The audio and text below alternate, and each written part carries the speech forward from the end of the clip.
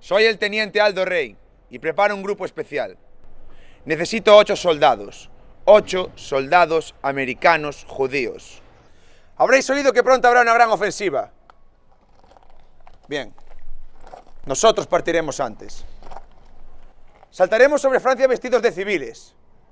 Y una vez en territorio enemigo, abriéndonos camino como una guerrilla, haremos una cosa, ni una más.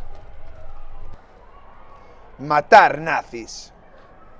No lo sé vosotros. Yo no bajé de las puñeteras montañas humeantes. Atravesé el condenado océano. Me abrí paso a tiros por Sicilia. Y salté de un puto avión para enseñar a los nazis humanidad. Los nazis no tienen humanidad. Obedecen a un asesino de masas que odia a muerte a los judíos y deben ser destruidos. Por eso, todo malnacido que veamos con ese uniforme morirá. Yo soy descendiente del explorador James Bridget. Corre sangre india por mis venas. Y nuestro plan de batalla imitará la resistencia apache.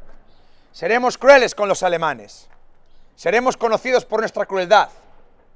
Y encontrarán pruebas de esa crueldad en los desmembrados, destripados y desfigurados cuerpos que dejemos atrás. Y los alemanes no podrán borrar jamás las imágenes de crueldad a las que los sometimos con nuestras manos, con nuestras botas y con nuestros cuchillos. Los alemanes hablarán de nosotros, sentirán aversión por nosotros, tendrán miedo de nosotros. Y cuando cierren los ojos por la noche y el subconsciente los atormente por el mal que causaron, el miedo que les inspiramos no les dejará dormir.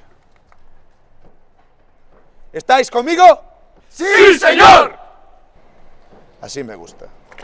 Pero os lo advierto, aspirantes a guerreros. Bajo mi mando contraeréis una deuda. Una deuda conmigo. Personal. Todos los hombres bajo mi mando me deberán 100 de cabelleras nazis. Y quiero mis cabelleras. Así que me entregaréis 100 cabelleras nazis arrancadas de la cabeza de 100 nazis muertos. Si no os matan antes. I feel good. I knew that I would not. I feel good. I knew that I would not. So good, so good. I got you.